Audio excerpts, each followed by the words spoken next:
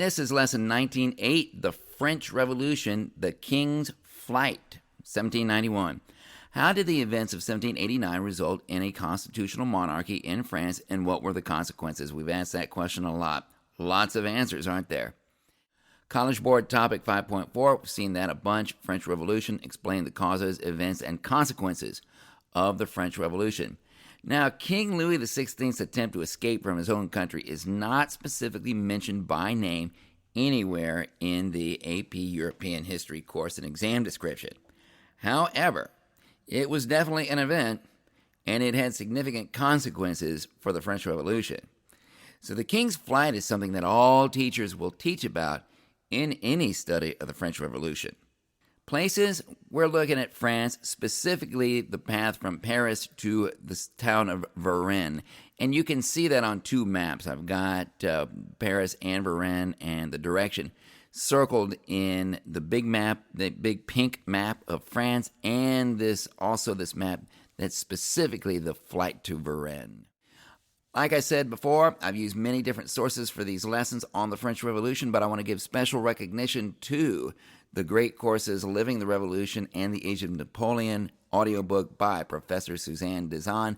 You can listen to this book from audible.com, and it's well worth it. The king tries to bail. On June 21st, 1791, the king, his family, and several servants disappeared. The National Assembly put out the word that he had been kidnapped. In reality, the king was trying to escape north to Belgium.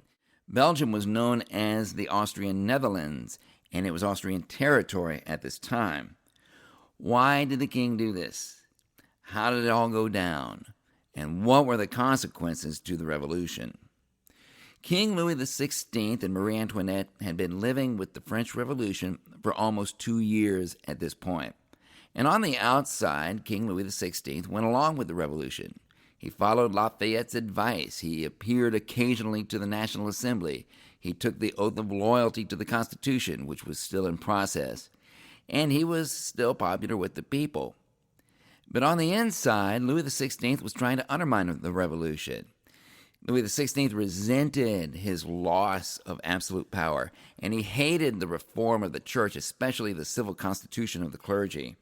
And he plotted with his advisors to do two things. Number one, slow the revolution down, and number two, regain some of his own power. Marie Antoinette, she didn't even pretend to like the revolution. And she wrote to the courts of Europe asking them to intervene on their behalf. Her brother, Leopold II, Archduke of Austria and Holy Roman Emperor, was taking a wait-and-see approach. It was probably around Easter 1791 that the king and the queen decided that they needed to get out of France. On that day, the royal family wanted to go to an Easter Mass given by a non-juring priest, and that tells you something right there about their feelings. Their carriage, however, was surrounded by a crowd that yelled insults at them. The National Guard would not open the gate to the chateau where the Mass was being given. They waited 2 hours before giving up and returning home to the Tuileries Palace. And Marie Antoinette is recorded as having said to one of the guardsmen, "You can see that we're not free." It seems to be at this point that the king and the queen decided that their position in France was on a slippery slope. Marie Antoinette was very close to a Swedish count named Axel von Fiesen, and he started helping the royal family plan their escape in secret. He helped her smuggle out a lot of her stuff, like clothes and jewelry and cosmetics and some furniture. You're going to need that stuff in exile. And he oversaw the construction of a special getaway coach made just for them to escape France in. About midnight, the king, queen, his sister, their 2 kids, and some servants and bodyguards left Paris in secret. They were in disguise, but the disguise was incomplete because their bodyguards were still wearing fancy uniforms. And they would occasionally stop in various places to change horses, and Louis would get out and chat with the local peasants. Not very smart. People recognized him several times, but they just didn't know what to do. At the Bordertown of Metz, a royal French general named François Bouillé was waiting to meet them, and his plan was to assist the king's final escape across the border. He had 10,000 troops, including thousands of foreign mercenaries. And all of these troop movements that Bouillé was conducting were making the local people very nervous. They didn't know what was going on with all of these armed foreigners everywhere. Bouillé was then going to hand the royal family over to the safety of Austrian troops. Marie Antoinette's brother Leopold II had agreed to have his troops escort the family to safety if they successfully crossed the border and if they abandoned the French Revolution. The king's ultimate goal in all of this is still not entirely clear. He seems to have thought that the people of France, especially those outside Paris, would back him up.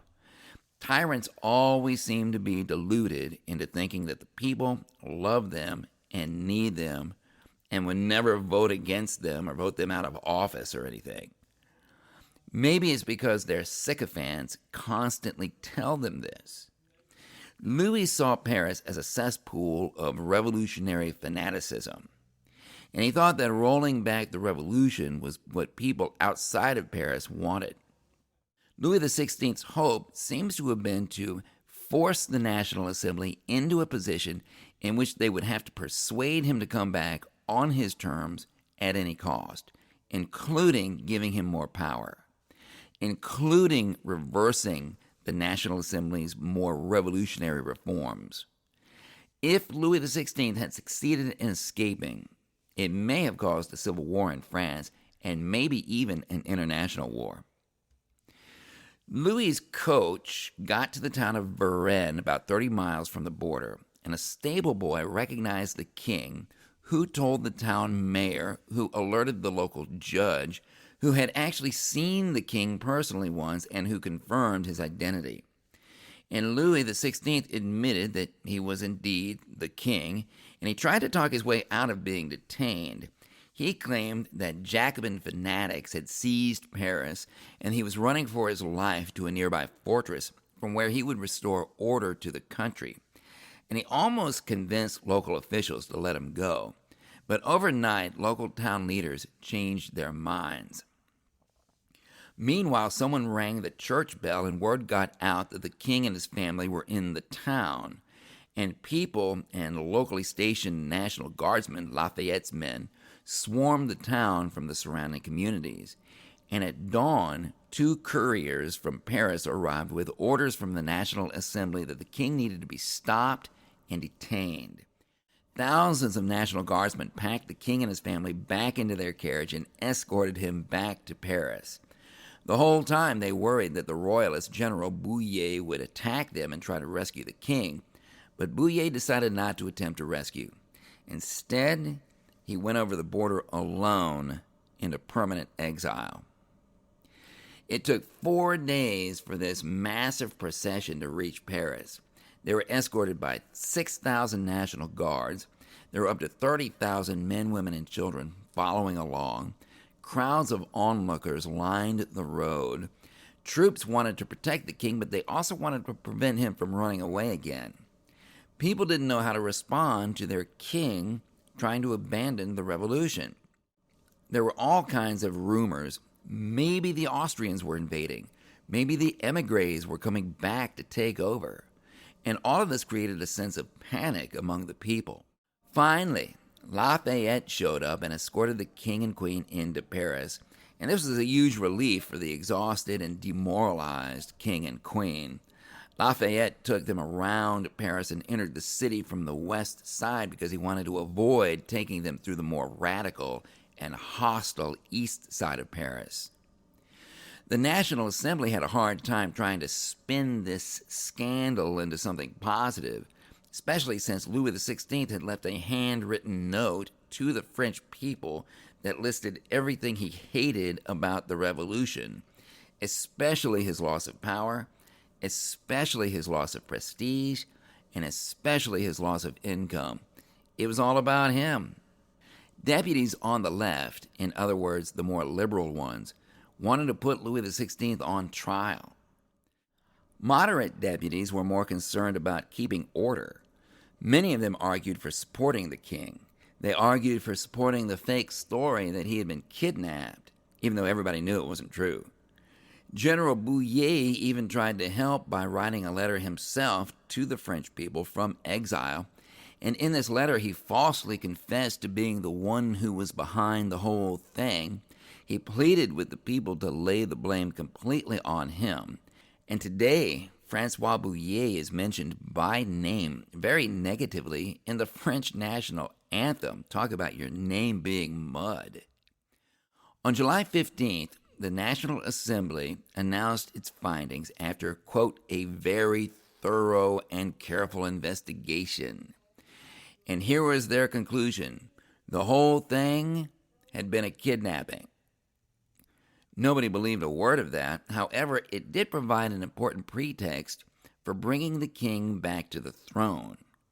But the National Assembly could not stop the fallout from the king's attempt to escape. Here's the fallout. The people's reaction to the king. Up to this point, people had still had great respect for the king. But when the king ran away, something shifted in the minds of the people. You could see it in the press. You could see it in the people's letters and diaries. You could see it in petitions to the National Assembly. And you could see it in the minutes of the various political clubs and town meetings all over France. People expressed deep feelings of betrayal and disbelief and confusion and disillusionment at the king's flight. And it created a sense of panic and fear and paranoia throughout France, which would feed the coming reign of terror. People were also just plain angry. Louis XVI's letter showed that he had been deceiving the people about being for them. Instead, he had been pursuing a personal, private agenda at the expense of the people. People began to vandalize all kinds of public symbols of royalty like busts and statues and signs, etc. And in the press, it became popular to portray Marie Antoinette as an evil harpy, crushing the Constitution with her talons. The king's flight radicalized the revolution. Now that's a word that gets kicked around a lot. But what specifically does it mean? What do we mean when we say that the king's flight radicalized the revolution? Well, here's what we mean. For the first time, people started thinking and talking about the idea of not a constitutional monarchy, but a republic. France had always been viewed as too large and too ancient for a republic to work. Republics were seen as more suitable for small, new, or isolated countries, like the United States. But now, the idea of a republic became thinkable, even for France. The National Assembly was overwhelmed with petitions to form a new republican government. That's what we mean by radicalized. One political club that organized for the creation of a republic was the Cordelier Club. Remember that Paris had about 50 political clubs, and the Cordelier Club started working with other political clubs to campaign against the king. They put up posters all over Paris. They flooded the National Assembly with delegations and petitions. They got radical journalists to attack the king in the press. And more importantly, the Commune of Paris had been organized into 48 sections, and these were a lot like the 83 departments that all of France was organized into, and each section had its own little neighborhood elected assembly. And these sections met very frequently and were very active, and they strategized and they dealt with neighborhood issues, and they were often hotbeds of radical thought. And the Cordelier Club tapped into these 48 sections of Paris and got them agitated against the king. On July 17, 1791, the Cordelier Club and these 48 sections of Paris organized a massive demonstration on a huge green space that's still there called Camp de Mars. And this was 3 days after the second anniversary of the Bastille and 2 days after the National Assembly's decree that the king had been kidnapped. About 6,000 people signed a petition calling for a new legislature. And Lafayette and the mayor of Paris were there with the National Guard to monitor the situation. The demonstrators were unarmed, but the National Guard troops were very edgy because of the size of the crowd, and some demonstrators started throwing rocks at the National Guard. The National Guard fired on the crowd and attacked them with horses, and this became known as the Camp de Mars massacre. About 50 people were killed and many more were wounded, and this was a huge shock to the people of Paris. Lafayette's reputation and that of the National Guard were seriously damaged. That Lafayette and the Guard would attack them? After this event, the National Assembly started using old regime tactics of spying and rounding up dissidents to maintain order. But one good thing did come out of the Camp de Mars massacre. The Constitution finally got signed after 2 years of refining and negotiation. The King's flight and the massacre motivated the National Assembly to quickly put the final touches on the new Constitution and get the King to sign it before anything else bad happened. The King didn't have much of a choice but to sign it at that point, and he signed it on September the 14th, 1791. And Marie Antoinette advised Louis XVI to make his acceptance speech as brief as possible. The idea being that he didn't need to waste words praising that piece of trash. The King's flight and his return to Paris created so much dread on the part of opponents of the revolution that thousands more nobles left France to become émigrés beyond the border. The officer corps of the French army was decimated. About 6,000 officers of noble birth left France, and this was over half of the officers in the entire French army. And this left the King and the Queen even more isolated. The King's flight got the attention of other European monarchs. Up to this point, other European countries had been happy to see the French king become weaker, but now Austrian and Prussian monarchs began to call upon other major European monarchs to intervene on the king's behalf. What did not change after the king's attempt to escape France? The scheming of the king and queen against the revolution. You would think that the public embarrassment and humiliation of being caught trying to run away would have taught Louis XVI and Marie Antoinette a powerful lesson. They knew how precarious their position was in France. Yet, they were so addicted to a lifetime of power and privilege and entitlement that they couldn't let it go.